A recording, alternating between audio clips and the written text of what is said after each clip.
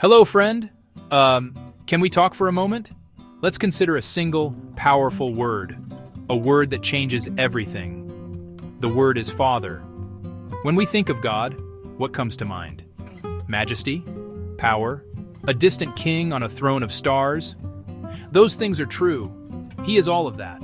But Jesus gave us a new name. He gave us a name that brings God from the distant heavens right into the room with us. He taught us to call the Creator of all things Father. For some who heard him, this was a surprise, too bold, too familiar. God was holy and great. How could a simple person call him Father? Jesus showed us a new way, powerful and also personal. To call God Father is to accept an invitation into intimacy. What is intimacy? It is closeness. It is the absence of pretense, a deep, abiding trust to be fully known and fully loved. Think of a small child running to a loving father after a long day. The child does not prepare a speech. The child does not worry about saying the right thing. The child simply runs, arms wide open, knowing there is a safe place to land. That is the welcome our Heavenly Father offers. We can run to Him. We can bring our fears without shame, our joys without hesitation. Prayer becomes a conversation, a simple, honest talk between a child and a loving parent. This invitation is found in the heart of the Bible. The Apostle Paul wrote, "Because you are His sons, God sent the Spirit of His Son into our hearts." The Spirit who calls out, "Abba, Father." Galatians 4:6. This is not just a nice idea. It is a spiritual reality. The Spirit of God lives inside those who trust Him. That Spirit helps us speak this intimate name. It is a sign. It is proof. It shows that we belong. We are welcomed into God's family. We are no longer orphans. We are children of the King. Not just doctrine to study, but a life to be lived. A deep well of comfort to draw from every day. A good father provides. He protects. He works to give His children what they need to thrive. God, as our Father, is the perfect provider, the giver of every good thing. Earthly parents, even the best, are imperfect. Their resources are limited. Their wisdom is incomplete. Jesus said, if flawed parents give good gifts, how much more will our perfect Father give to those who ask Him? He provides for our daily needs.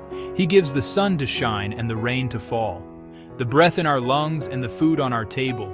He gives love that never runs out, grace bigger than our mistakes, peace that guards us, and a safety no thief can steal. Section 4. Guidance from a loving hand. A good father provides, he also guides, he teaches, he corrects. A loving parent acts swiftly, a firm no. Born not of anger, but protective love. The goal is not to harm, but to protect. This is the heart behind God's guidance. Discipline from God is not punishment to crush us. It is training to build us. The Lord disciplines the one He loves. He cares too much to let us wander. Sometimes it's a quiet check, a nudge that something isn't right. Sometimes counsel, sometimes consequences teach. This shapes our character, stronger, wiser, more like Him. Section 5. A new name, a new home. Knowing God as our Abba Father does something remarkable. It gives us a new identity. Before we know Him, we are wanderers, defined by jobs, successes, failures, and what others say. Welcomed into God's family, given a new name, solid and eternal. We are called a child of God. This becomes our primary identity. No longer orphans, we belong with a permanent place at His table. This belonging anchors the soul and gives us purpose. We begin to reflect our Father, loving, forgiving, gracious. Adoption, chosen love. You are chosen, wanted, deeply loved. Section 6. 3 simple steps toward the Father. This relationship is not complicated. First, find a quiet moment and simply speak the word Abba. Let it rest in your mouth. Let it sink into your heart. Remember what it means, Daddy, a word of trust and dependence. Second, take 5 minutes for intentional quiet. Be still. Breathe slowly. Tell God one true thing. Abba, I am so tired today. Or, Abba, I felt joy in the sun. Then listen, not for a booming voice, but for peace and a gentle nudge. Third, write this. I am your child. Place it where you'll see it. Read it slowly when anxious, discouraged, or alone. Section 7. The lasting promise of belonging. To know God as Abba Father is the greatest privilege. It's not earned by good works.